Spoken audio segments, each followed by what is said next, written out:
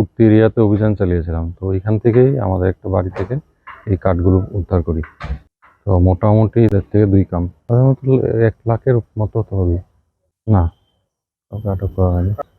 ওটা তো আমরা বলতে পারছি না, ওটা তদন্ত হচ্ছে। এটা তো দেখুন, আমাদের তো কাজ, আমাদের তদন্ত ইয়েতে ওদের সবাইকে মানে জেনারেল পাবলিককে অ্যাওয়ার করা, যাতে এসব থেকে জড়িত না থাকা। আমরা তো এই প্রচেষ্টায় সবসময় লেগে আছি।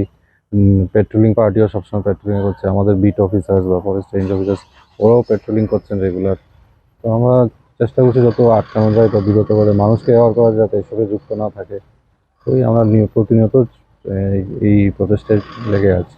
সবার কাছে আমাদের একটাই বক্তব্য, এরকম কাজ থেকে আপনারা জড়িত থাকবেন না। যদি এরকম কোনো খবর পান তাহলে আমাদেরকে আগে থেকে জানানোর চেষ্টা করবেন, যাতে আমরা এগুলো আটকাতে পারি।